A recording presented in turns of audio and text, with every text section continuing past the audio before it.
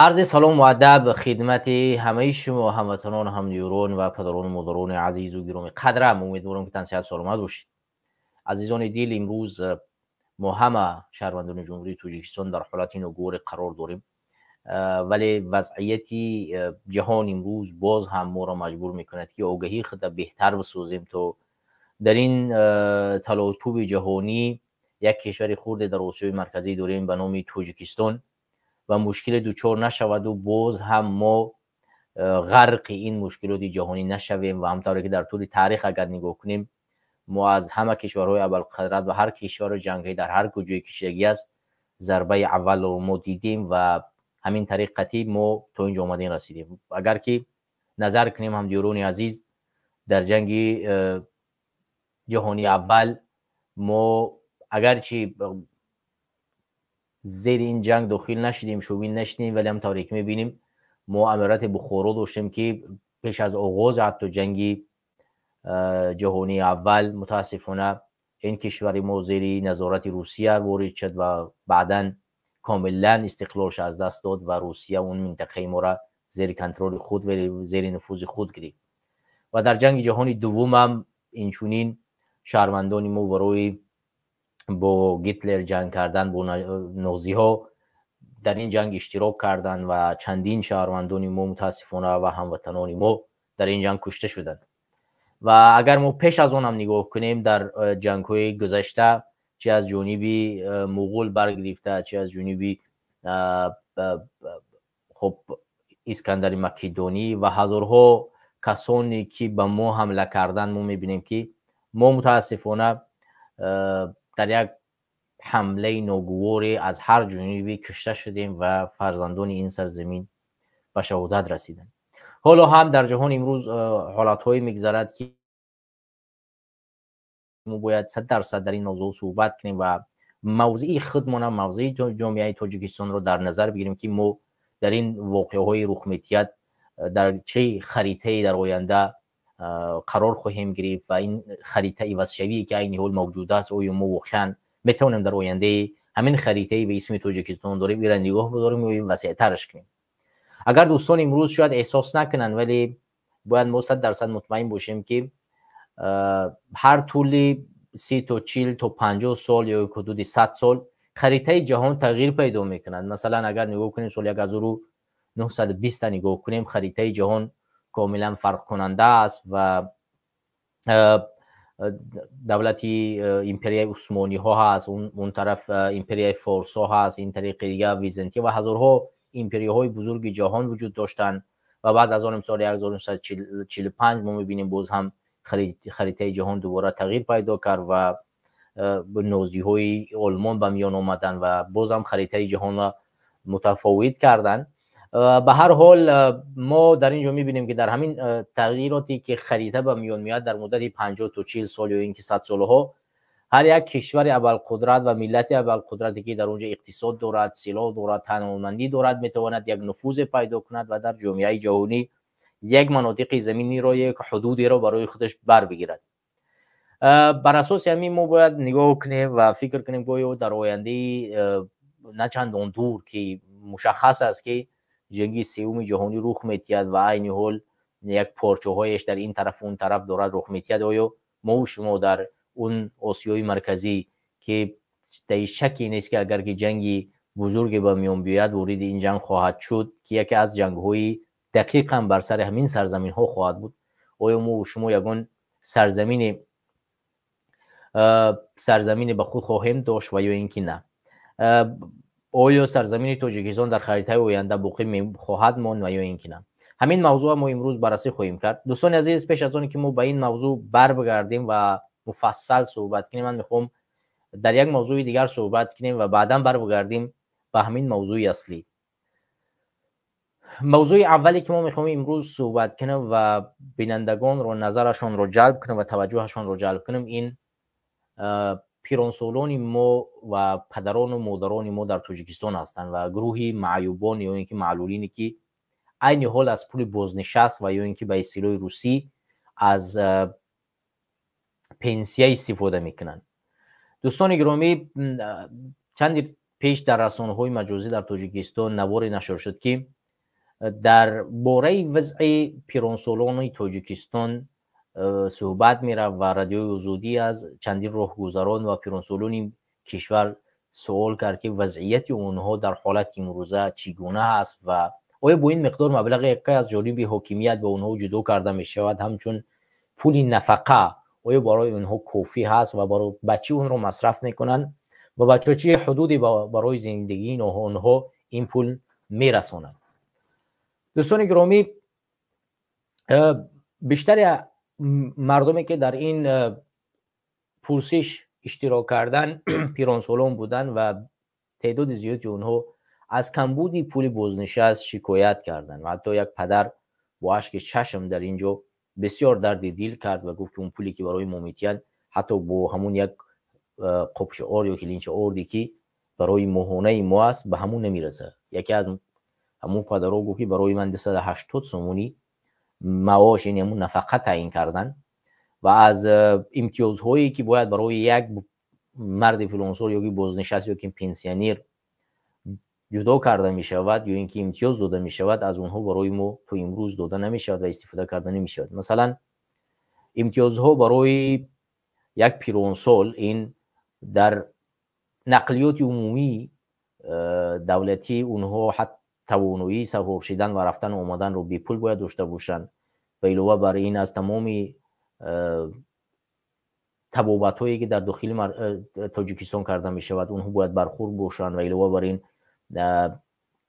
از دواهایی که استفاده میکنن، هر دارو و هر اوکولی که در اونجا کرده می شود، هر یک دکتری که از اونها دیدن میکند و اونها رو برای سلامتیشون کمک میکنن، این چیزها باید در عموم برای کسانی که توانایی مولی را ندارن و بازنشسته هستند اونها از جانب دولت تامین کرده باشند. ولی در امروزه تاجیکستان همونطوری که ما میبینیم متاسفانه بعد 180 سومونی که با یک پول بازنشست به یک موش سفید میتین و یک پیرمرد میتین که یک لینچ ارد 300 سومون است با اونها نمیرسوند.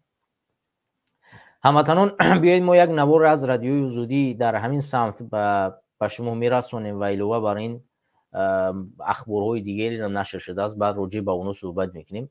ما همین نوار رو میبینیم و راجع به همین نوار یک تحلیل خواهیم کرد که چرا وضعیت پدران ما و شما که عین حال در بازنشست قرار دارن و سالها برای این سرزمین خدمت کردن، تلاش کردن، ولی امروز ما توانایی بزرگی را نداریم که به این پدران خود حد امکان یک معاش بدیم که یک نفقه بدیم که اونها محتاج در کسی دیگه نباشند، بتوانند به همون پول نفقه که از جانب بودجه ما و شما برمیگیرن زندگی آسوده داشته باشند. حد امکان همون نفقه در دوران شوروی داده میشد که برای خراجات یک انسان بررسی کرده میشد و پول جدا کرده میشد. مثلا میگفتن که یک قبچه آرد مثلا برای یک انسان مثلا یا اینکه 20 کیلو آرد 15 کیلو آرد برای یک مرد برای یک ماهش کافی است، مثلا 1 کیلو شکر همین حساب میکردن، مثلا تعدادی پول چی قدر میشد برای اون جدا میکردن.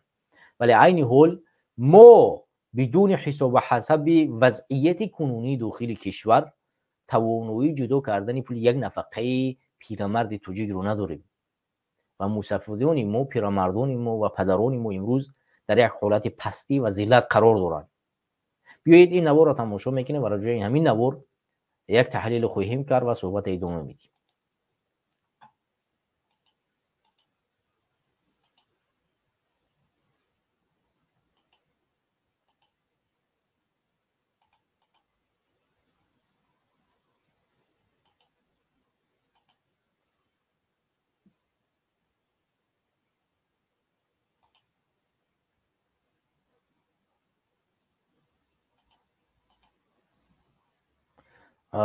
دوستان اینجا من میخوام اینه کمی که خورتر کنم این تار اگر که بشود. نه متاسفانه من نمیفهمم که مشکل در این تار. بله روزی پیرانسولان است، روزی بین‌المللی پیرانسولان است. اویا همین در همین دور زمان پیرانسولان چی دور پیری میرونن؟ در دور پیری اینا پیرانسولان میرن پنسیگیری میگیرن، این پنسیه خوراکشون نمیرسه یا با پوشاکشون یا واینا یا محتاج فرزندن. برای همین سعدی میگه که چشم اگر حق بین نباشه کور بودن بهتره، دوست اگر همدر نباشه دور بودن بهتره. روزگاری در این زمان خیلی خوب دارم، معاششون میرسد، خیلی خوبن. نفقهشون میرسد؟ بله نفقهشون میرسد، سر وقت میگیرن. نفقه نوع چیز است، همین قدر میته که نه میبری نه ناز راحت کرده زندگی میکنی. همین 496 من یادم بی بچه بی فرزند چند روز زندگی کردن ممکن؟ 1 کیلو گوشت 100 سم، 1 قاب 300 سم. هر کس با اختیار خود که مونشه خواهش دل خودشون میگه. من خودم 230 سم میگیرم. من میخواستم که اگر بسیارتر میشه خوبتر بود برای من 1000 کم نمیکردم، 1000 زیاد میکردم که کم نی. همین سالهای پیش وای خالته استعمالی بود در دوره شوروی.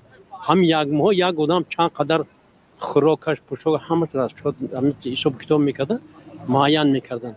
اگر هم چیزی خالته استعمالی رو بگیری اگر واقعا 1000 زیاد در کو هم یک آدم ده من نقلیات میتید آب ده میتید آخه برق ده میتید ای کجا میرسونه؟ 2000 باشه 2000 باشه با هم دکک میشه نه تو میاد. خیلی هر کس وقت زندگی خودش میدونه اصلا که من زندگی ما گذرونده نتونستم حاضر به شیر فروشی مشغولم، چون که ما در همین پولی پیسه البته نمیرسونه. یک لیتر میگیریم 280 تومن تا 300 تومن، یک مثال یک خوب برای ما اولی بسری 2 هفته میبره. برای همین خیلی کمه میگه خیلی چیکار میکنیم که همیشه هم شگر که ما رو یادم میکنیم. امتیازات نیستم مگر خطا نمیکنیم. اما امتیازات دولت هم اگر همون امتیاز دیدم که همون بعضی اداره ها بمیریم همون امتیازات درست همون چی نمیکنن. من هم مثلا که مسئله دارو می نیستم میتونم همون جایی همون گرفتنش یا که همون دادنش میرویم مردم همون دارو نیست میگن امروز بیا پگاه دیگه بیار. این یکمش. دویمش این که بیشتر نفقه خورا تمام نقلیات به پول میرفتن در شهر خودش مقصر میکنه. یک نفقه خورا از 75 بالا و چیش امتیازش داده است. تو 75 آیا ما میرسیم نمیرسیم؟ شما با سوال مساوی 75 ساله کجا میگردد؟ سال شده ای 60 نفقه میبر اومدی امتیاز میداد میگشتی در این نقلیات مسافربری مایده کسی خورده маршрутка اگه باورش کرده گیم وای دام باید ما به پول بریم نه که میداره تا میپسونند همون اتوبوس دام که میداره همراه این کارتی رایگان گفتم میزنی همون شوفر لابلونش وزن میکنه زق میکنه. فهمیدید شما؟ این یک کدوم یا طرفی دولت گیم امتیاز البته در کار نه که دولت میدونه که نمیتونه یک دور به پول نمیده یک کول همون سوزنده رو به پول نمیکنن پول نداشته بودن نگاه بیشتر نمیکنن. این برادران عزیز واقعا همین مستفید همین پیرمرد توجی امیدی ما را و به همین راهی که هستیم واقعا زیاد کرد که ما در راه حق و در راه درستی برای چنین پدران مبارزه میبریم. الحمدلله که پروردگار برای ما این جسارت این توانمندی را داده است که برای پیرمردانی و مثل این پدر بزرگوار که واقعا در سختی قرار گرفته و این صحبت ها را وقتی میکند شما درک کنید که در یعنی امروزه تاجیکستان چون این صحبت ها خطرزا هست و امکان داره که فردا همین پدر را با چندین بهانه دیگر همین 230 سومونی که براش معاش میتین یا نفقه میتین از همین 230 سومونی شاید محرومش بگردونن و از اون امتیازهایی که از 75 ساله بالا بازم یه امتیازی مثلا برای در اتوبوس به پل شیشتن و رفتن مثلا برای امتیاز میتین خداوند از همین نور خواهد گرفت. ولی به هر صورت وقتی که ما در این منبرها میبریم صحبت میکنیم و مبارزه میبریم به خاطر آزادی و بهتر ساختن وضع این پدران یا تعداد انسان ها و یا تعداد نخلفا میان سر راه ما را میگیرن و هزارها صحبت ها و دروغ ها و بهتان ها میکنن نسبت ما. یکی از همون اشخاصاش همین بختری است. شما نواری بختری چند روز پیش در صفحه‌های مجازی دیدید و دوستان ما در کامنتار بنویسن که اویا صحبت‌های بختری همون ایدیبک بختری در یوتیوب و تیک توک در دیگر جاها شما دیدید در همین چند روز گذشته.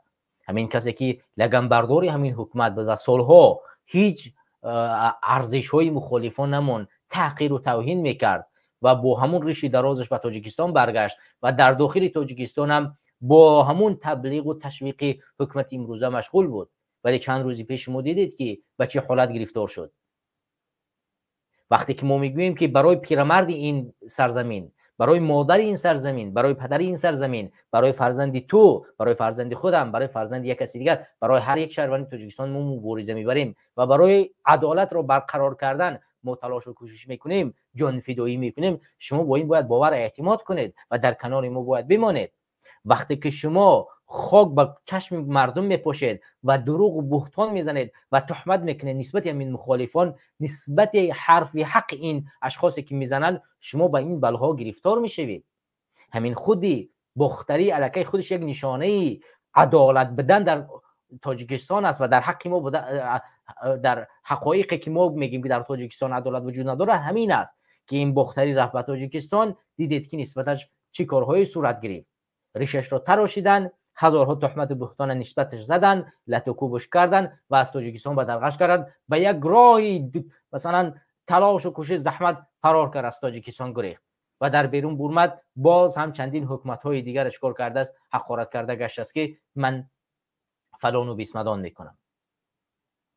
یعنی شما اکنون احساس میکنید که هر کسی که لگن بردار این حکومت است، هر کسی که از همین ریش مبارکی همین موسفی دفاع نمی کند و برای آینده همین کشور تلاش نمی کند که آینده هر یک کسی این سرزمین اگر عمر طولانی باشد، خداوند به همه ما عمر طولانی بیتید، پروردگار به همه ما اگر این عظمت بیتید که تو این سین سال برسیم، ما را میایم تنها میمونیم در این سین سال، ما را نیاز به کمک دولت و حکومت در اون صورت پیدا میکنیم. ما اینقدر تا امروز کار میکنیم، مالیات میسپاریم، پنسیونی فانی و این که همون مالی اندازی برای پول بازنشست میسپاریم، چرا فردا باید ما از این پول نگیریم؟ اینقدر مردم تلاش میکنن، زحمت میکشن، پول میسپارن، برای بودجه کشور پیش میبرن، ولی چرا فردا باید از بودجه کشور برای اونها پول جدا کردن شود؟ این همین پدری که عین حال شما در روی اکران میبینید چند سال برای این سرزمین کار کرد، چند سال کار کرد که کودک این سرزمین از پول این مرد غذا بخورد، چند سال به بودجه این کشور را این پدر انداز سپرید. پول بازنشست از یک جای بیهوده نمیاد همین که برای تو بسپرن. این پول هست که هر روز که تو کار میکنی معاش میسپاری، انداز میگیری، اون انداز میسپاری و در وقتی معاش گرفتن از پول تو جمع میشود. این پولی است که باید حکومت موظفه برای تو بر بگرداند، برای تو یک زندگی خوب مهیا کند. تو وقتی که 40 سال کارت را در همین ساختمان ها کار میکنید، عذاب میکشید، زحمت میکشید، مالیات میسپارید، حسابش کنید که اگر در 40 سال شما 100 سامانی یا که 700 سامانی شما انداز بسپارید، چقدر مبلغ جدا میشود از حساب شما.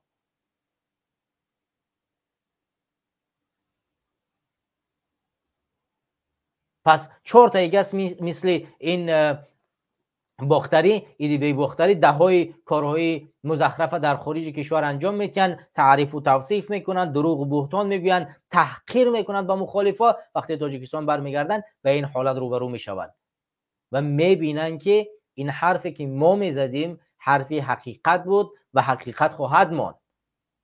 وگرنه چی نیاز است که من مثلا پدر و مادرم را جانش را در خطر بگذارم و اینجا بیایم برای شما صحبت کنم و وقتم را مصرف کنم، یا اینکه یک مخالف دیگری که در یک جا میبرد میره صحبت میکند وقتش رو میگذارن؟ چی نیاز است؟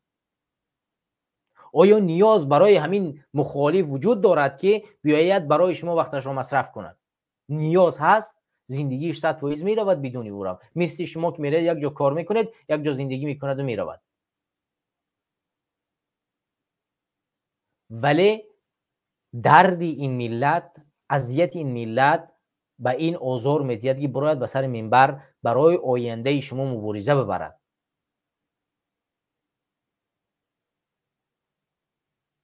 برادران و خواهران عزیز گرامی، شما مطمئن باشید، شما بیاید یک بار همین موی سفید گوش کنید ببینید، میگه 280 سومون میگیرم. یا شد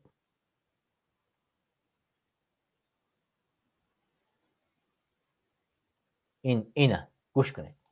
من خودم 230 سوم میگیرم. 230 سومون معاش میگیرد. شما بیاید یک بار ما عین حال اینترنت باز کنیم، شما ببینید که یک قابچه آرد یا که یک لینچه آرد در تاجیکستان چقدر قیمتش میستد، 1 کیلو گوشت چقدر قیمتش میستد، 1 کیلو روغن چقدر قیمتش میستد، 1 کیلو شکر چقدر قیمتش میستد. بیایید ما همین 1 کیلوییش ما زیاد حساب نکنیم. 1 کیلو روغن، 1 کیلو یعنی 3 کیلو برنج، 5 کیلو مکرون، 5 کیلو سبزی، 4-5 کیلو کارتوشکا و این چیزها را مدت یک ماه همین پدر ما حساب کنیم. چقدر مبلغ میشه و همون خراجات این مرد در یک ماه. 230 سومونی برای یک پیرمرد، 230 سومونی از امتیاز هم باز برخوردار نیست. باید که 75 سال بالا شه که بعد از هم در همون ماشینای مسافرکش تو رو اجازت بدن که باید بری. تا 75 ساله تو حق امتیاز نداری. بازم ایلوا برزم همه همین باز پول برق رو از تو میگیرن میسیتانن، پول آب گرم رو از تو میسیتانن و پول انداز خانه رو از تو میسیتانن. یعنی از یک پیرمرد، از یک مجتمع 230 سوم معاش میگیرد، پول برق میسیتانن، پول آب گرمی میسیتانن و علاوه بر این پول اندازی زمینش رو از پول خانه اش رو میسیتانن. همون 230 سومونی که میتین همون 230 سومون میگیرن. هر ماه یک خانه کمی کم 100 سومون در پول برقش میسپارد. همین پولش برق بسپارد، پول انداز خانه رو بسپارد، آب گرم بسپارد، همین قدر میشود. برای چیزیش برای زندگیش نمیرسد. از کجا اینها زندگی کنن؟ شما یک بار تصور کنید که الله متعال برای شما فرزند نمیدهد و شما صاحب فرزند نیستید. فردا شما از کجا باید زندگی کنید و از کدام پول برای شما سرمایه گذاری کرده بشود؟ وقتی که شما ببینید میایید در مکتب مثلا آموزگار کار میکنید، شما معلم هستید و شغلتون در همین ساحه آموزگاری است و فقط طول 40 سال 50 سال عمرتان فقط آموزگاری میکنید و با معاش آموزگاری امروزه تاجیکستان فقط شما چیکار میکنید؟ کاری میکنید که امروزتان تا فردایتان میگذرد. یعنی شما نمیتونید پس انداز کنید. فردا که با پول بازنشست رفته رسیدید، حتما باید دولت موظف است که برای شما پول بازنشست بدهد و اگر برای شما پول بازنشست ندهد، از کجا شما زندگیتان را پیش میبرید؟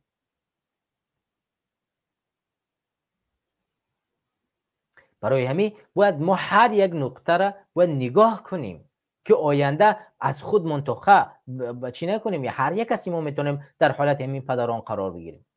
230 سومونی.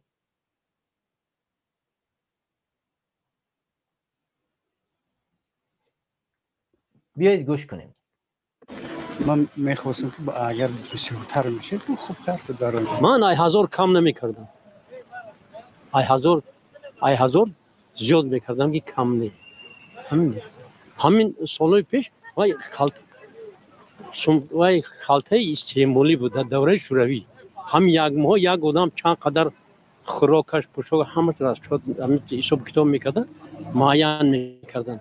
اگر هم چیزی خالته استعمالی رو بگیری اگر واقعا 1000 زیاد در کو هم یک آدم ده من نقلیه ده میتید، آب ده میتید، آخه برق ده میتید، ای کجا میرسونه؟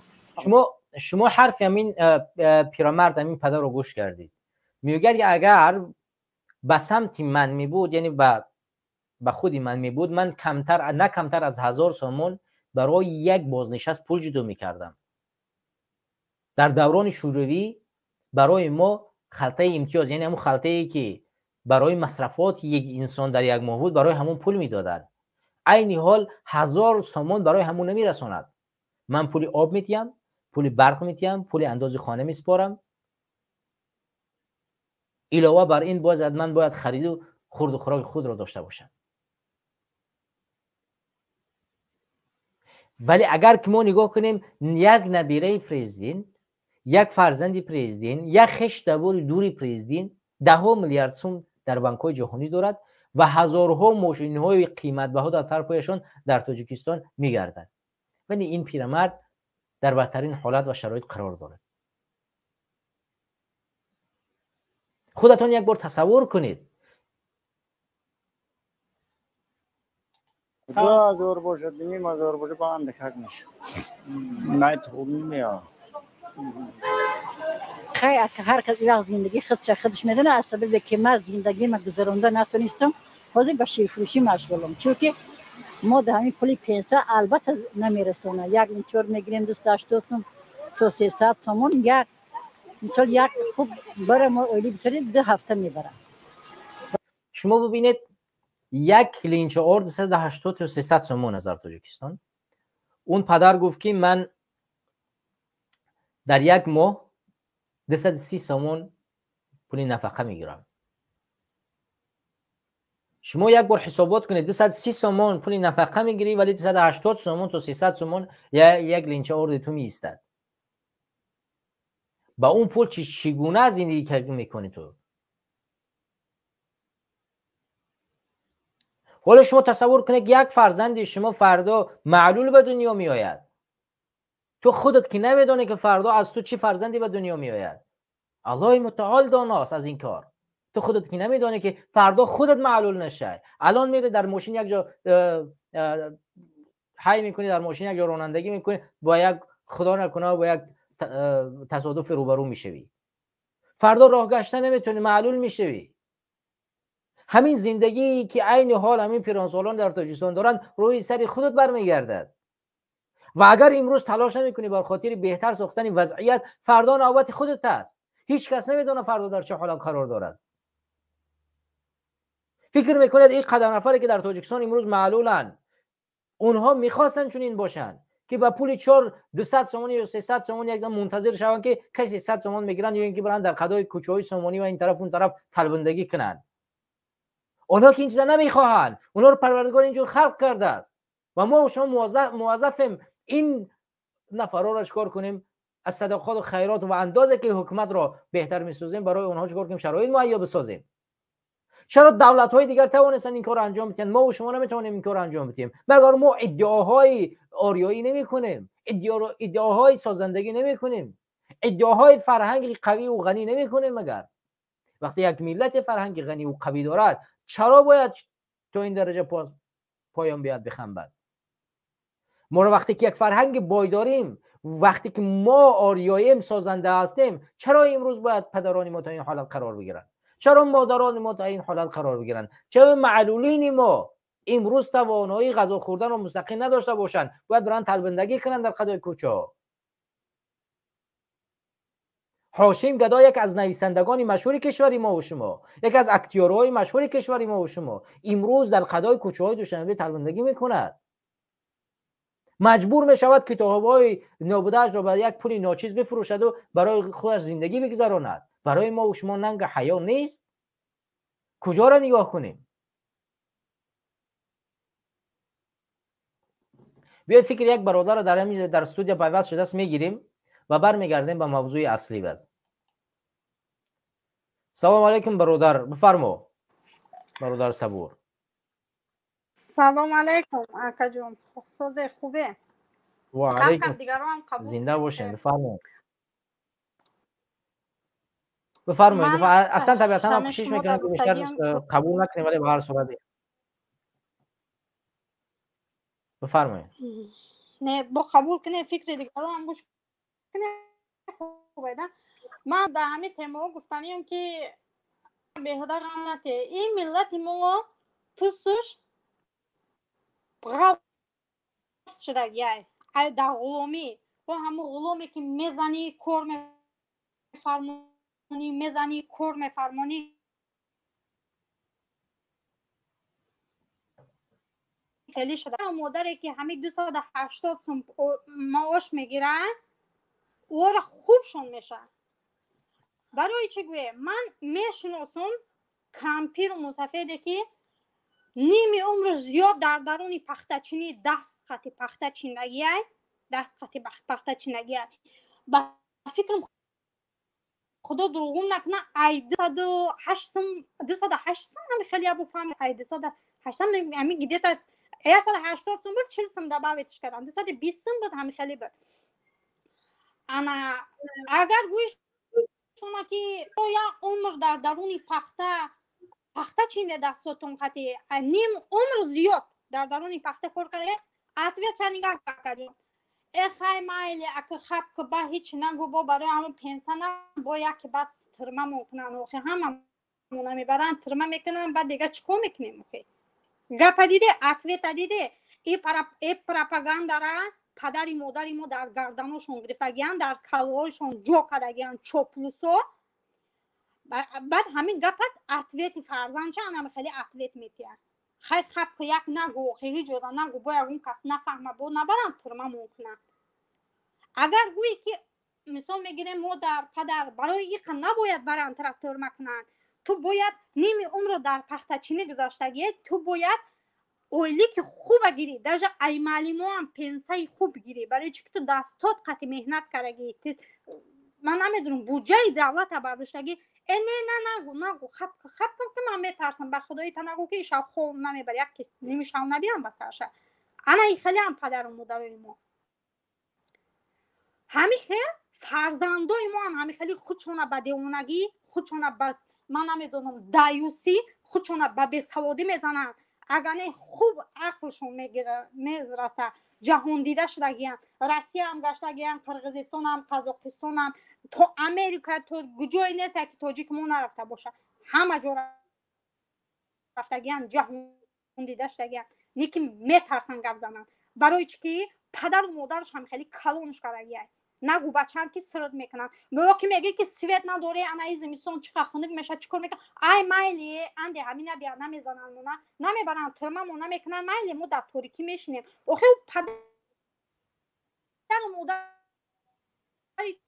که جلانش خیلی هم فرادوسو میگم که خوب میکنیم عملی همی که فروختنگ بایده افغانستان در پاکستان در ازبکستان در قرقیزستان در سویت فروختنگ آشت شود حلالت باد برای چی که 10 میلیون پدر و مادر ما همه خیلی هم در باره انا کی میگه شما بختری میگه شما نگاه کنه او بچه های نوترس نیسته او همه کارو میگیره عقلشو نکی در همون خونش چوپلوس که کلون شدگی باور که نولا داره الو جوک زده سر که من میبرم میرم ای تاجیکستان من روز نمیتین با همین خلام لیسیده سای همون جنوب شد اگر او رئیسی شهری تو آخه پلغاوس دادگیه بختری گوش کو پلغاوس دادگیه ای وظیفه را خریدگیه رنگ تواری رنگ مواری را میبرست کتیه میزنه در کنج ترمه 30 سال زندان میکنه با کارش دوام میکنه با جناب کم تزن میکشه برای چی که رنگ تواری بختری در جناب در کار نیستی رنگ مواری در جناب در کار نیستی که در جای یک بی‌ترتیبی یک دزیر دید خیز گپ زنه او در خیلی وگد نیسته او جنابی تو در انمو رئیس شهری تو وگد نه برای همین بختری من گارانتی ادمیتیم وقت شده درو اومده بودم در افیر گفته بودم تو مرا گوش نکردی با بعد گارانتی ادمیتیم که حالی در تو ستاتیا میزنن تو را در روز میتیم او جنابی تو او سگای او تو در کار نیستی چخیل تو نمیفهمی آدمی حقوق در کار نیست او گفتگیه که کسی پروتیپی دولت گم میزنه او دولت گفتنیه که کمبودیای دولت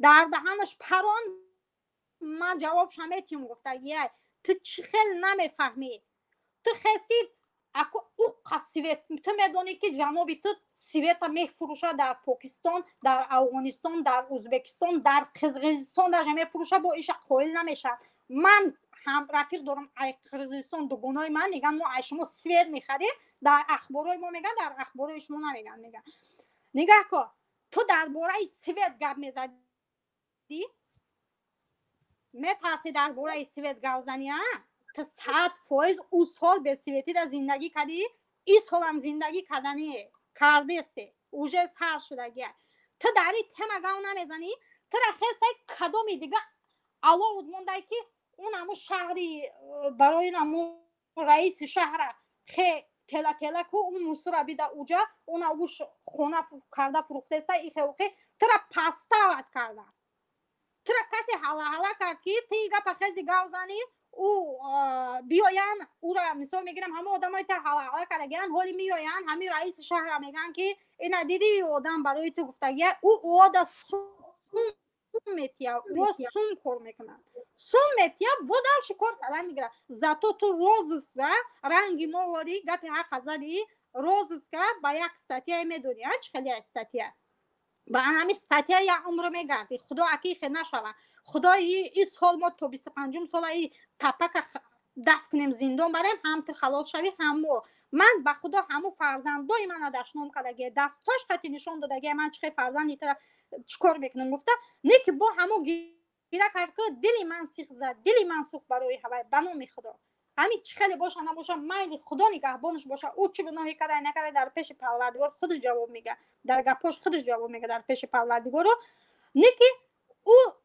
کاری بزب کرد او نباید میخواست اون رئیس شهر برای کدام موسر نشد خونه فروشی این کاری تو را تو چه نمیفهمی تو چه پلیتیکا نمیفهمی که ایو در گوجای تاجیکستان خونه میبردارن باختری من گوش کو همین این دلیره در یوسف رحمان رستم امامعلی شارخی من نمیدونم سعید زاده ای که فهمیدش او دا سومتیان بعد او دوما میبردارن این خیلی اگر همون دوم همون اتاج اگر ای بودجه دولت برداشته شود همش ای بودجه دولت شود پلوچایز او فایدهش در ملت میدونی برای چه برای چه که او دولت همون خونه را معلم و استاد و دکتر و من نمیدونم کی دا کمبغلا دا تقسیم میکنه نه که 32 ساله 33 سال شد چند سال شد جنابی تو تعریفش میکنه در طوری همین حکومت های یکم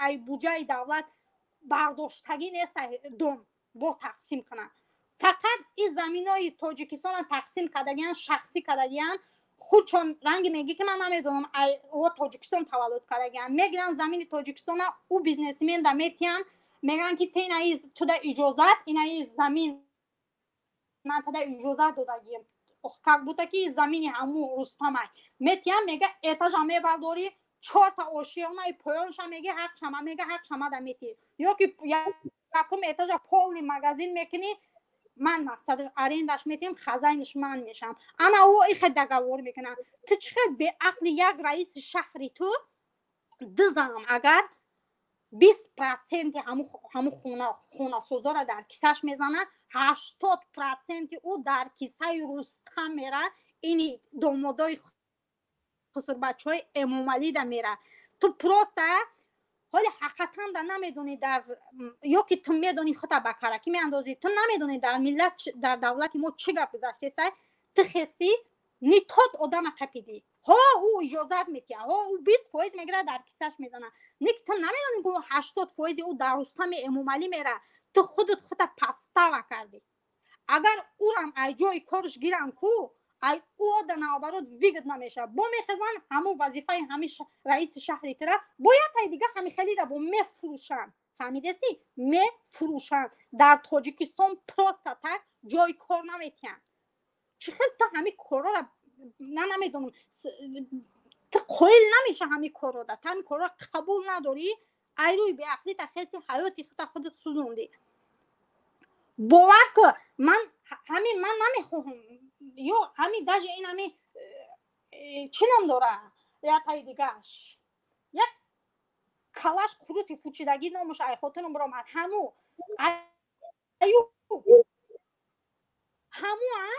просто жертва این همین زورش میخزه با این همین انا بازی میکنن کو انا چه بازی میکنن نمیدونم لاتاری بازی میکنن چیکار میکنن به همه زورش میرسه ای بچه او در تاجیکستان دالیا میسپرن شادی حفیظ دالیا میسپرن یا وقتای من فهمیدم که من آدم قدی کوچک فهمیدگی نیستم اون اما یک آدمای فهمیدگیم که او آدما قطعی تو کلت کروت فوچیدگی گام نمیزنن، او در افیروی تو میخندن، او شعر قطعی گام میزنن که روزش نشه او را نفروشن.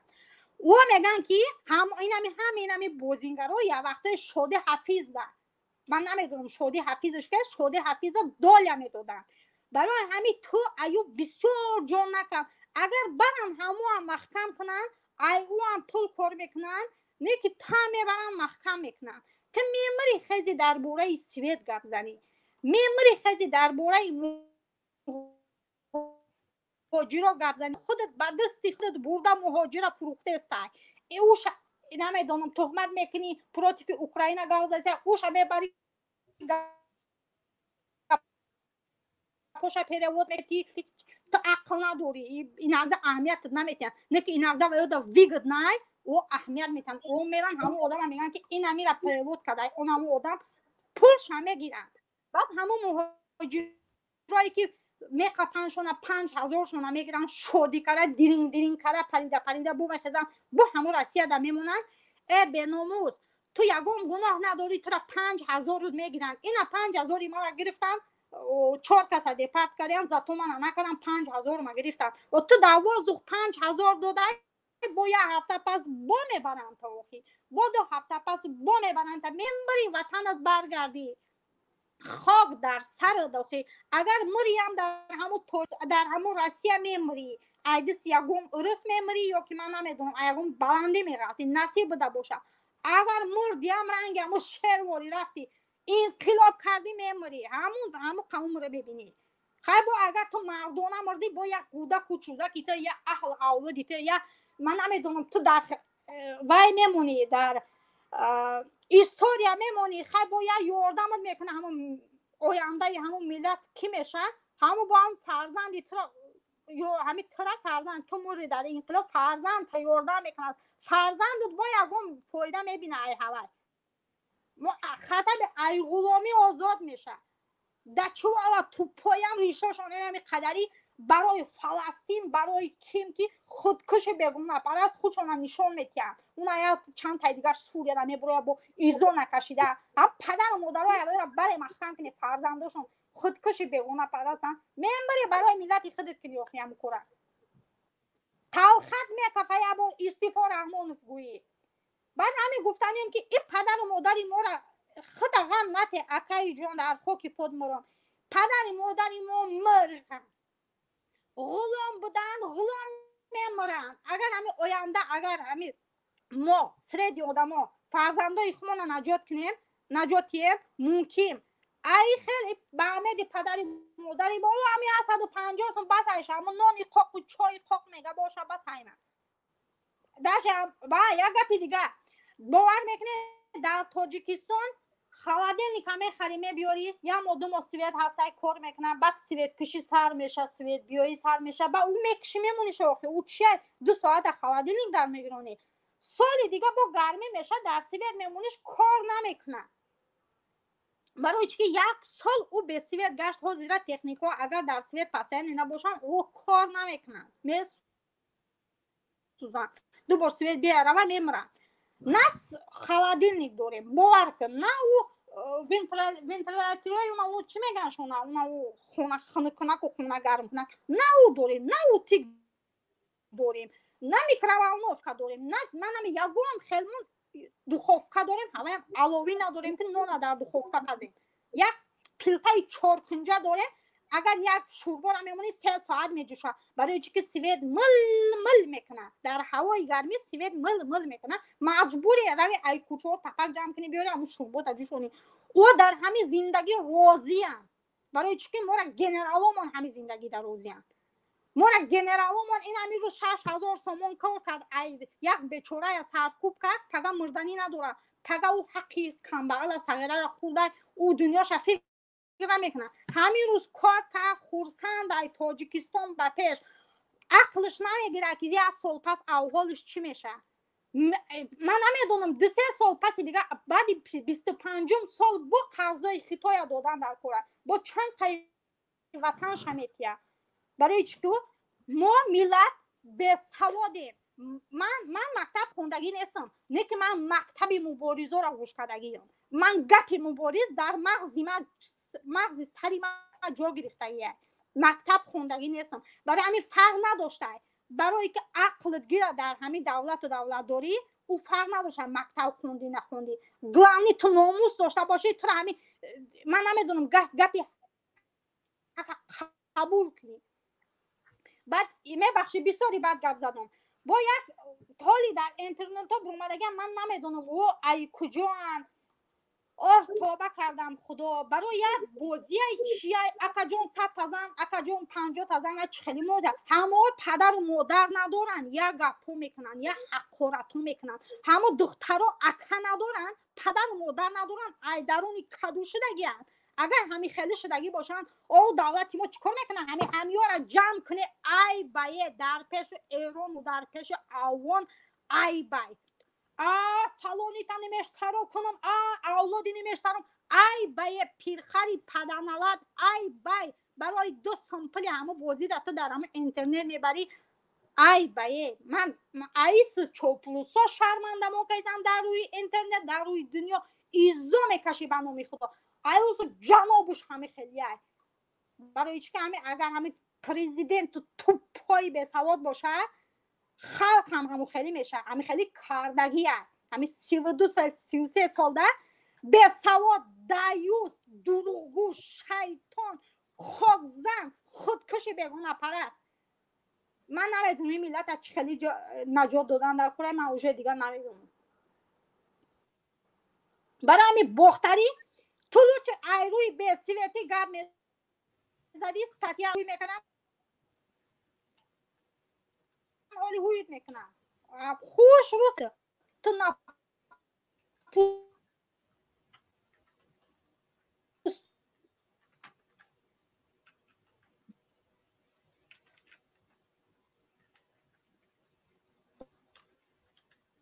میسته کسی کورا کردی نا پوستوی نداری که دمزا او اولاد سوشو میزنن همه پوسته چند که فایده کنه فایده نکرد با خب میکنه میشنه ای ترشه برای که زندانش میکنن نشو قرضا بانکو ده مردم روزی در روز یک کس با دادی هوایو نمیرسن. انا این قپلی من در بانک های انا این قپلی من بانک ده آخه نالتی تو این مردم برای پلیس سیویت جمع کردی گفتی روغون سوز میکنم خسر بچهات سمالیات خرید بانکو ده سوم سپاره گفتی مردم بودن سوماشون سپاریدن او هم فریو کردی و تو پدم های یک عمر مردم فریو کرده میگردی گو کلا من نمیدونم نه که ممکن خودت موری روی نه که تو عبیرت اگو گوشاش همه کنانی میلد امون تپک خودت که جاولون کردی خوردی گشتی فکر عبیرت اگه که گوشاش همه کنانی میلد دندوناشون قطی من بسیاری بد گرد دادم اکا جان 1000 احمد قبول کردی کم قبول کنی دیگر رو یک کس من نمیدونم حتما اشاره رحمت کلام خدا نیدو. تشکر از مدار که بر اومدن در اینجا صحبت کردن مدتی 10-15 دقیقه خیلی طولانی صحبت کردن اگرچه به هر صورت امیدوارم که از صحبت‌های ایشون چیزی برگرفته باشه برای واقعا جسورانه صحبت کردن روی واقعا مردم ما امروز به اون درجه اومده رسیده است که هر مشکلی که بالای سرشون میذارن و شکر میکنن یعنی این در تقدیر ماست در حالی که من در صحبت قبلی ذکر کرده بودم گفتم که تغییر وابسته به خود ماست. اگر که ما میخواهیم تغییر بدیم الله متعال ما را تغییر میده. به همین صورت آیت هم از اونجا در سوره رعد آوردیم گفتیم که اگر که ما بخوایم تغییر پیدا کنیم الله متعال ما را تغییر میده. اگر نخواهیم تغییر پیدا نکنیم پس اینا به بهانه تقدیر خدا و اله نسپاریم چون الله متعال برای ما فرصت داده است شانس داده است و اگر ما میخواهیم تغییر پیدا کنیم باید تغییرات پیدا کنیم و هر چیزی که بالای سر ما میارن نباید اون چیزا بپذیریم و اگر که پذیرفتیم آینده به مانند این عین حال همین پدرایی که در قدر زحمت و آزار قرار دارن ما هم در این حالت قرار میگیریم و هیچ کسی در این ما و شما را نمیزند و هیچ کسی ما و شما را اهمیت نمیدهد و به همین طرز زندگی ما در بدترین حالت میرود. خب دوستان گرامی، به این موضوعی بود درباره پیرانسالون توجیک و پول بازنشستی آنها و از جمله معیوبانی که توانایی کار کردن ندارن و پول بازنشستی اونها چقدر عذاب میکشن، اذیت میکشن و پیرانسالون و پول امتیازی اونها که چی امتیاز در تاجیکستان دارن. توی تقریبا نیم ساعت صحبت کردیم یا 40 دقیقه. امیدوارم که یک فرصتی شده باشد که ما و شما همون خود که معلول هستن کار کردن میتونن معلومات مفصل و رنج اونها رو و حد امکان کوشش کنیم در صحبت‌هایی که در کنفرانس‌های بین‌المللی میکنیم راجع این قضیه نیز صحبت کنیم که این شرایط در تاجیکستان بهتر خوبتر شود. خب دوستان گرامی، با کسانی که بازم دیرتر اومدن عرض سلام میگم و امیدوارم که صحت سلامت باشید. کانال ما رو دستگیری کنید و لایک و پدیلی طرف فراموش نکنید تا اینکه بیننده ما بیشتر شود، چون کانال ما نو است و در اینجا زیاد بیننده ما نیست و ان شاء الله که در آینده کوشش تلاش میکنیم در اینجا بیشتر برآمد کنیم تا اینکه بیننده زیادتر شد. میگردیم به موضوع اصلی که ما عنوان برنامه رو گذاشتیم که در فلسطین و لبنان چی میگذرد. دوستان گرامی و هموطنان عزیز گرامی قدرم، در کشور فلسطین از سنه 7 اکتبر تا این جانب یک حمله دشواری از جانب یهودیان صورت گرفته است از جانب اسرائیل که تا این جانب شهر غزه به خون دچار است، به خون گرفتار است و در اونجا یتیمان، در اونجا فرزندان و هزار کسا کشته می شوند. در مکتب، مدرسه، در تمام بمب ها به سر و تمام کشورها تلاش و کوشش میکنند که برای پیشگیری این خونریزی، این قتل عام مردم غزه، اما سر راه نتانیاهو سروزیر کشور اسرائیلی که یهودیان رو گرفته نمیتوانند. و حتی در 3 روز پیش در مجمع سازمان ملل متحد هزارها کشورهای مسلمان و غیر مسلمان برآمدهای خیلی زیاد و خوبی کردن و بیشتر تلاش کردن. حتی اگر اشتباه نکنم که از پرزیدنت‌ها واقعا بسیار با اندوهی زیاد، با غم زیاد، درد زیاد یک صحبت خیلی مفصل کرد و یک جملهش بسیار تاثیرگذار بود که در اونجا گفت که در این منبر فقط حرف کسی شنیده می شود که اقتصاد قوی داشته باشد، سلاح قوی داشته باشد و نظام قوی داشته باشد و نیروی جنگی قوی داشته باشد. حرفش تاثیر دارد و حرف او را میشنوند و اگر که تمام کشورها در اینجا بیان اکثریت باشند یک حرف بزنند، اما یک کشور ابوالقدرت که اقتصادی قوی دارد، نظامی قوی دارد، نیروی نظامی قوی دارد و اگر که سلاح قوی دارد، حرف او درجه اول است و حرف او میگذرد و بر اکثریت اهمیت داده نمی شود. این حرف بسیار ننگین برای همه مسلمانان و مخصوصا است که ما باید بدانیم که در خریده جهانی فقط حرف اصلی رو کسی میزند که اقتصادی خوب دارد، سلاحی خوب دارد، نیروی جنگی خوب دارد و اگر این چیزها را ما نداشتیم و نداشتی بدون که در اونجا بازنده خواهی بود. خب غزه از سال 2023 تو این جانب از 7 اکتبر تو این جانب مورد حمله قرار گرفته است و هر روز نسبت این منطقه حمله کرده می شود و تلاش کوشش کرده می شود که این منطقه به خون یکسان کرده بشود. اینا تمام تلاش ها را کردن، نتوانستن مردم غزه را شکست بدهند. در تاریخ 31 ایول متاسفانه همین سال در تاریخ 31 ایول موفق شدن که رئیس حزب حماس که در بیشتر اغلب‌های کشورها و مخصوصا کشورهای اروپایی ممنوع است، اکستریمیستی اعلام کرده شده است، در کشور ایران به هلاکت برسانند، به قتل برسانند و از این طریق باز هم تلاش کردن اون منطقه رو زیر کنترل خود بگیرن و زیر نفوذ خود بگیرن و مردم رو در قتل عام خاموش نگه بدارن. و اگرچه حماس تلاش کوشش کرد رئیس نو انتخاب کند و تلاش کوشش کند جنگ ادامه بدهد، ولی چند مدت می شود از این موضوع خیلی مردم خاموشن. اگرچه در قتل و کشتار سر و صداها زیاد میاد، نوارها زیاد میشد، ولی از جنگ دو جانب که در اونجا جنگ صورت میگیرد، نوارهای پیشکش بینندگان نمیگردد. و علاوه بر این دوستان گرامی، وقتی که این مشکلات تمام شد، مشکلات دیگری پیدا شد که حزب الله یک از حزب‌های سیاسی در کشوری لبنان است که یک شاخه نظامی دیگر هم دارد.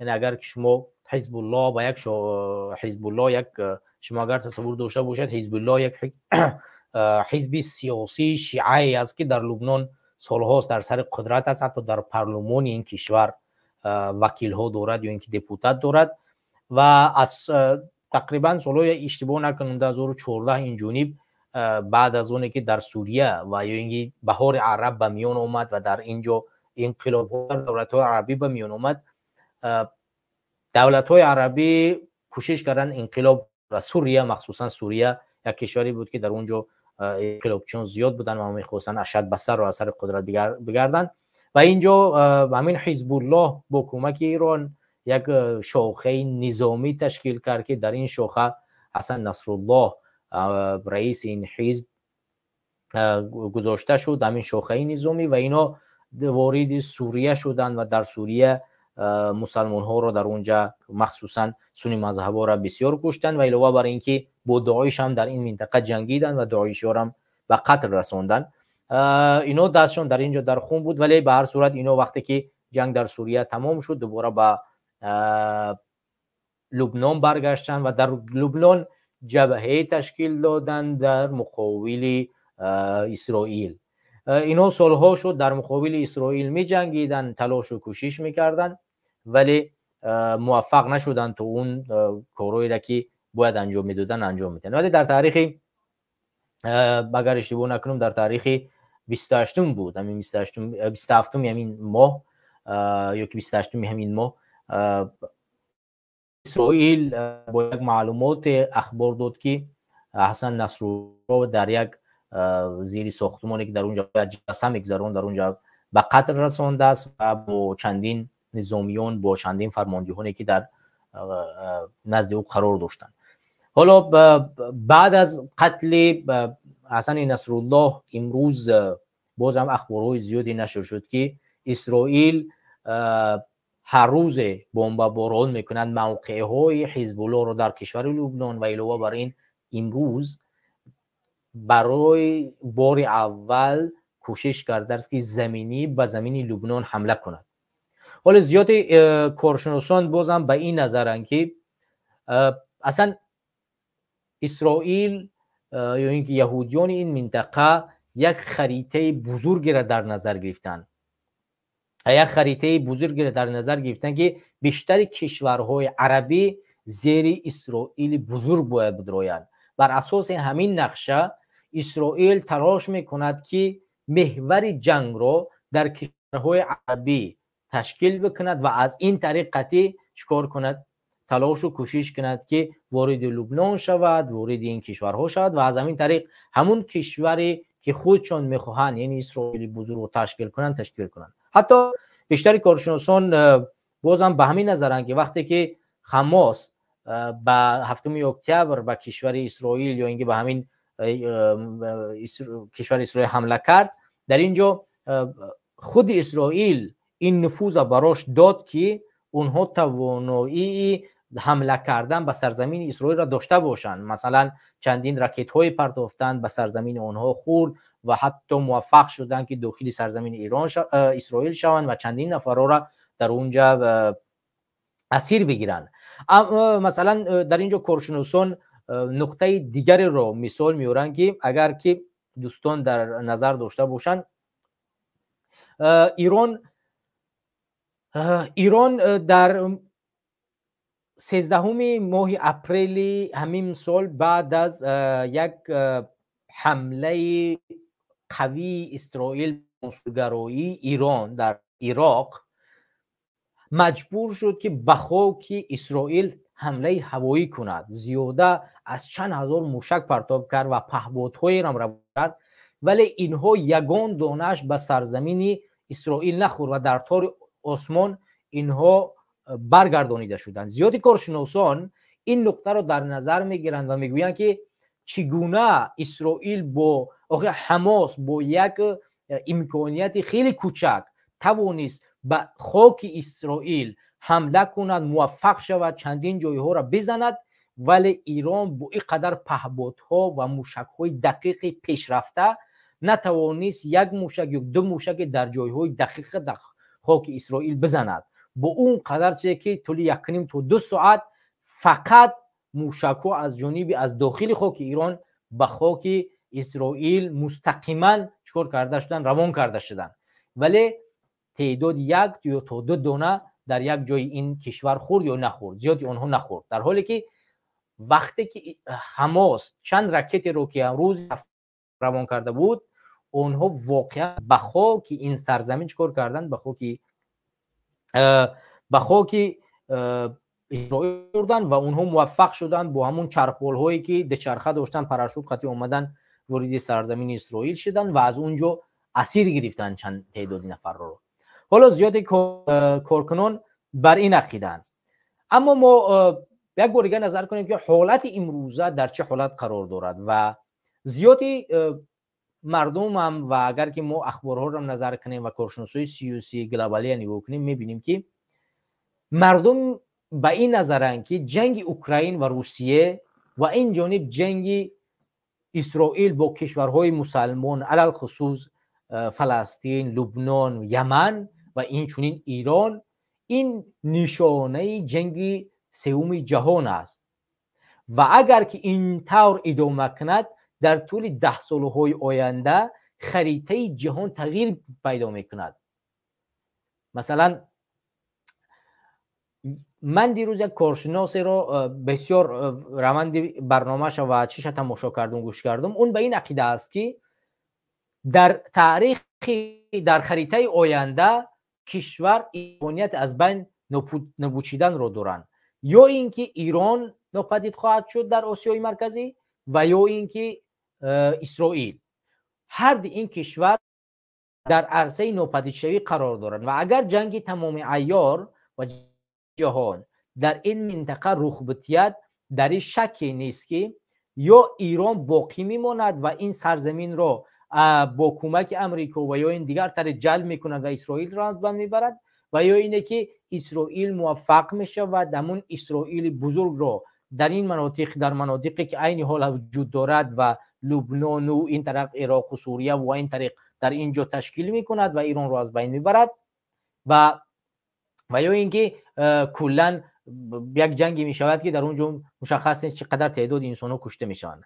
و علاوه دیگر جنگ اوکراین و روسیه، در اینجا زیادی کارشناسان بازم به این نظرند که این جنگ طول 10 سالهای آینده امکانی تمام شوی ندارد، ولی بعضی از اشخاص، بعضی از کارشناسان به این نظرند که امکان دارد که بعد از به سر قدرت آمدن ترامپ در امریکا، اگر موفق شود انتخابات را پیروز شود، امکانی پایان دادن این جنگ ها وجود دارد که ترامپ یک تاجر است و برایش تجارت و مال ملک دنیا مهمتر است و امکان دارد که اگر که اون به قدرت برسد، برای اقتصاد دنیا را کنترل کردنش و نفوذ امریکا را، یعنی نفوذ اقتصادی امریکا را نگاه داشتنش، امکان دارد که بشیند با روسیه و اوکراین گفتگو کند و اگر سرمایه‌ای که روسیه میخواد از جانب اوکراین اونها رو به روسیه توفیق کند و علاوه بر همین جنگ رو در اینجا خاتمه بده. و این چنین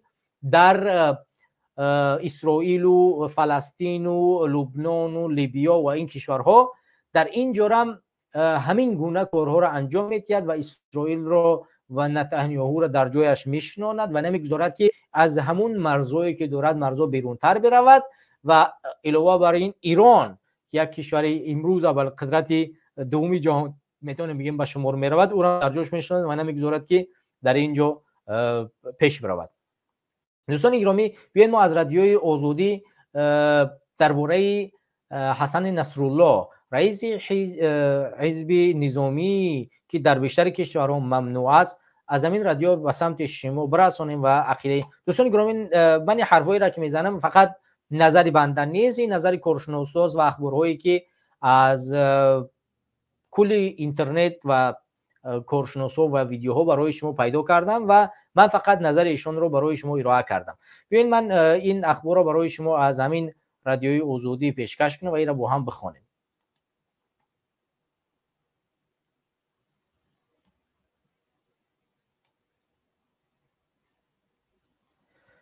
ارتش اسرائیل 28 سپتامبر ادعا کرد که حسن نصرالله رهبر گروه حزب الله را در عملیات روز جمعه 27 سپتامبر در بیروت کشته است.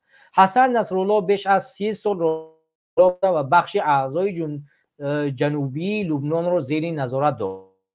در پیام مرگ نصرالله تصدیق کرد. ایران از گروه حزب الله پشتیبانی می‌کند. امریکا یک سازمان تروریستی می‌داند. اتحاد اروپا تنها جناح یا اینکه قنات حربی حزب الله را به فهرست سیاه وارد کرده است. حسن نصرالله روحانی 64 ساله در طول بیش از 30 سال رهبریتش حزب الله را به نیروی اساسی در لبنان و یک حریف توانایی اسرائیل همسایه تبدیل داد. در این مدت خودش نیز یکی از چهره‌های قدرتمند در خاورمیانه شد. او بسیار از پیروان شیعه در لبنان برای بسیار از پیروان شیعه در لبنان قهرمان است. دیگران یک آتش فروز جنگ می‌دارند که کشور را به درگیری‌های منطقه‌ای کشیده است. نصرالله در سال 1900 خانواده نادار در کنار جنوب بیروت پایتخت لبنان به دنیا آمد. بعد از تحصیل در یک حوزه علمیه عراق به عمل جنبش شبه نظامی پیوست که در پی بالا بردن جایگاه پیروان شیعه در لبنان بود. پس از این حمله اسرائیل به جنوب لبنان در سال 1982 در زمین جنگی ویرانگری شهروندی حسن نصرالله به حزب الله و تازه تأسیس پیوست. این روحانی خاریزماتیک و سخنور ماهر در صف حزب الله زود به زینه‌های بالا رفت. وقتی اسرائیل در سال 1992 عباس موسوی رئیس حزب الله را کشت، در 32 سالگی جانشین او انتخاب شد. دوستان گرامی، در اینجا شما یادتون باشد که در اینجا ذکر کرده است که رئیس حزب الله پیشین را نیز اسرائیل به قتل رسانده است. حسن نصرالله با ایران که پشتیبان اساسی حزب الله است روابط نزدیک برقرار کرد. با یاری مالی و سیاست تهران گروه زیر اطاعتش را با یکی از نهادهای توانایی سیاسی و نظامی در لبنان و یک بازیگر عمده در منطقه تبدیل داد.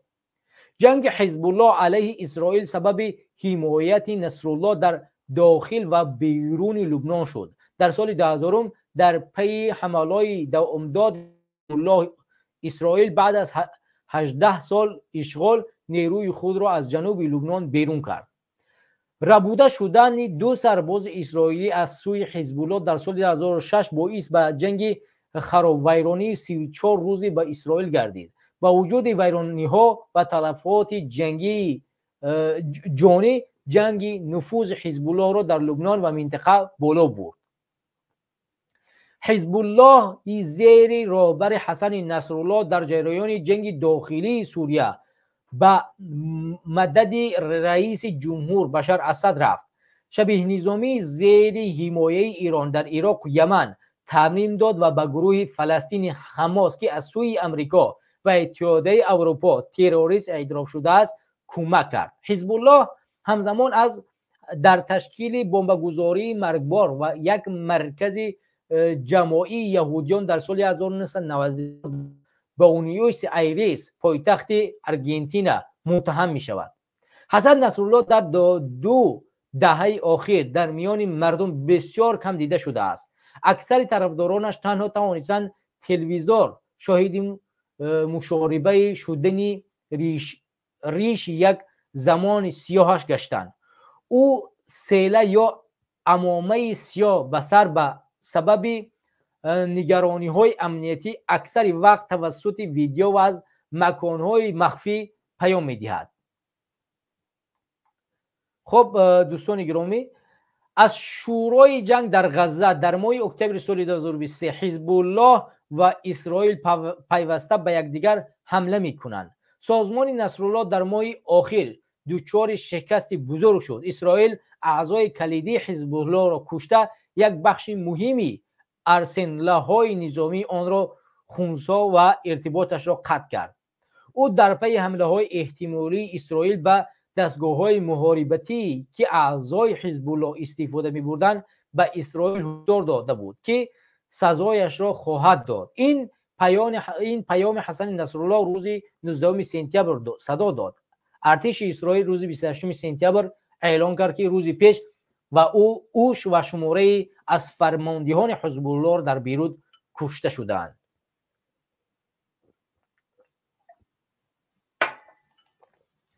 برادران گرامی، همونطور که شما میبینید جنگ بین اسرائیل و حزب الله لبنان واقعا یک اوج دیگر میگیرد و من امیدوارم که در این جنگ مردمی آسایشته در این کشورها اوضاع و وضعیت نمیبینن، اگرچه معلومات های خیلی زیادی نشر شده است که الکی در لبنان زیاده از 10,000 و چند نفر به هلاکت رسیدند، مخصوصا از مردم عادی، کودکان، پیرانسالان و خرد و بزرگ. امیدوارم که این تلفات هرچی کمتر شود و مردم بتوانند به یک صلح و ثبات در کشور خودشان زندگی کنند. یادآور میشویم که در فلسطین هم، در غزه هم زیاده از 40 چند هزار فقط کودکان به قتل رساندند از جانب اسرائیل و امیدواریم که الله متعال جایشان را در جنت نگاه داشته باشد و ایشان را زودتر از این جنگ و دعوا و خونریزی نجات بدهد و در آرامش آنها را در اونجا نگه بدارد.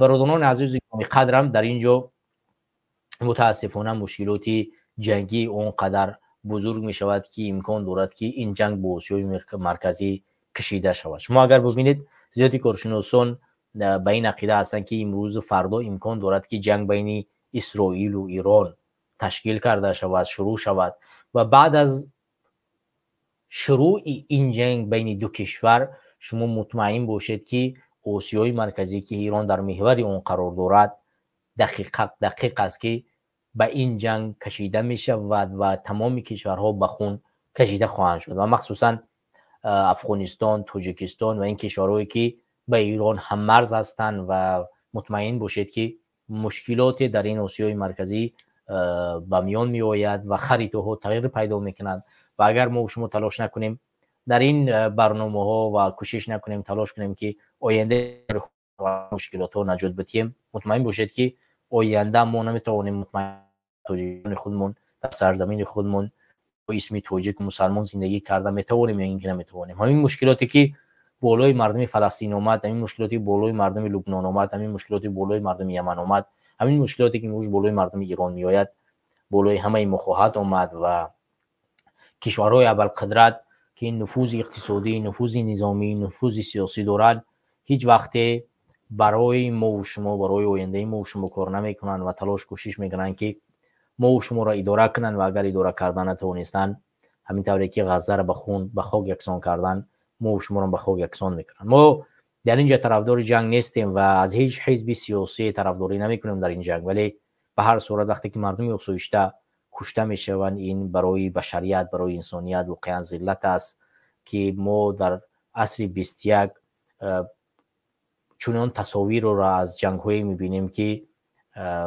هیچ انسان هیچ فکر او را نمی‌پذیرد. واقعا کودکانی که در زیر ساختمان‌های بلندپایه قرار می‌گیرند می‌بینی که کودکی را در داخل خانه‌اش میان به قتل می‌رسانند. می‌بینی که در داخل خانه‌های زندگی انسان‌ها که خانه‌شان از پرچم‌های خودشون میارن میزنند و اون انسان‌ها را در داخل خانه‌شان زندگی کردن می‌مونن سویشته و این واقعا وحشتناک است و این باید انجام داده شود، تمام کرده شود. نباید قتل و کشتار در جامعه جهانی باشد و من مخصوصا جنگ را از هر جانب انکار میکنم در اینجا و از هر دو جانب طلب میکنیم که در کوتاه‌ترین فرصت به این جنگ خاتمه ببخشند و نگذارند که در این جنگ ها ملت ها و مردم آسایشته کشته شوند و باعث نگردد که این جنگ بازم پهن‌تر و وسیع‌تر شود و به آسیای مرکزی برگشته شود، در اونجا با هزارها و میلیاردها انسان ها در جنگ کشته شوند.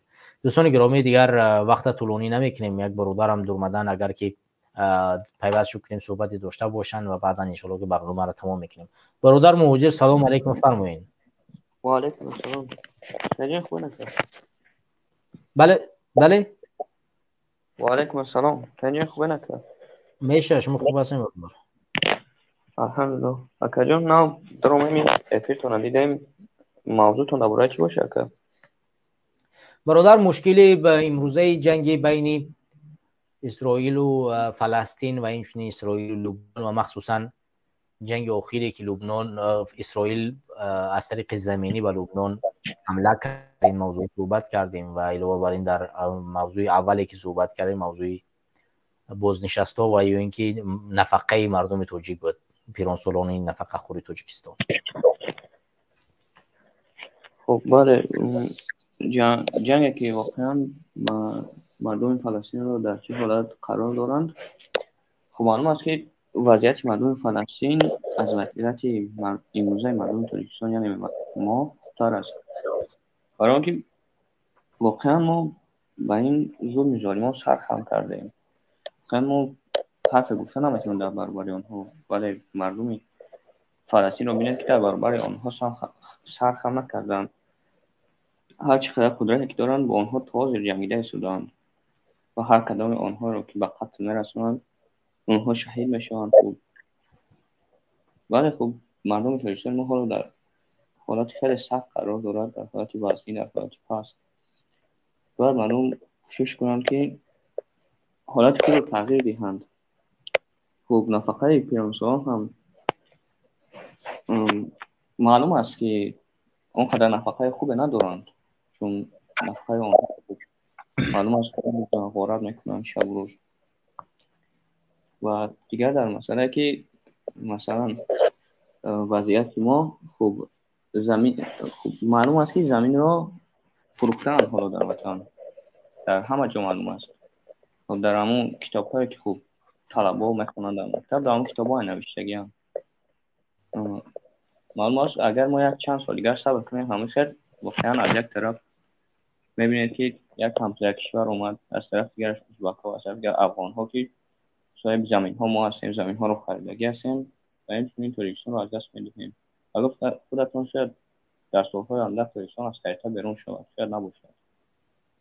و همین حالت ما باید کوشش کنیم وطن خود رو از دست این ظالم‌ها نجات دهیم. زنده باشین برادر مهاجر، زنده و سلامت باشین. تشکر از اشتراک در برنامه. اشتراک کنید در برنامه. خدا نگهدار برادر.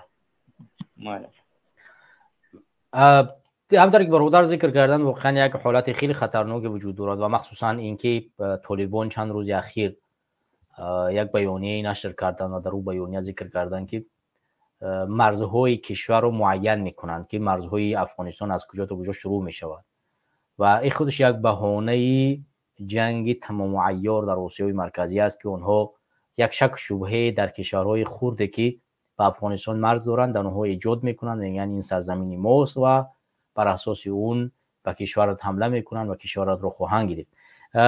این اخبارهایی است که واقعا نشر شده است و اگر که ما توانایی دفاع از سرزمین خودمون رو نداشته باشیم مطمئن باشید که در بدترین حالت قرار میگیریم. برادران عزیز، ما امروز در دو موضوع صحبت کردیم. موضوع اول موضوع نفقه معیوبان و پیرانسالان و بزرگسالان کشور خودمون تاجیکستان بود که طول 40 دقیقه در این موضوع صحبت کردیم و از حالات اونها گفتیم و بعد برگشتیم به موضوع فلسطین و لبنان صحبت کردیم و حالات جنگی امروزه و امیدوارم که ان شاء الله در برنامه بعدی هم بازم بتونیم در موضوعی دیگری هم صحبت کنیم. برادران عزیز، وقتی شما را دیگه زیاد نمیگیرم، زیاد از 1 ساعت و 24 ثانیه میشه در پخش مستقیم هستیم و ان شاء الله که بازم هفته بعدی اگر که در سفر نباشیم ان شاء الله در پخش مستقیم خواهیم بود و بازم برنامه‌ای با جدیدی در همین کانال، در کانال جوانان تاجیکستان و اینکه یاست تاجیکستان در حضور شما قرار خواهیم گرفت. دیگر بخیر شما رو به خدا میسپارم. السلام علیکم و رحمت الله و برکاته.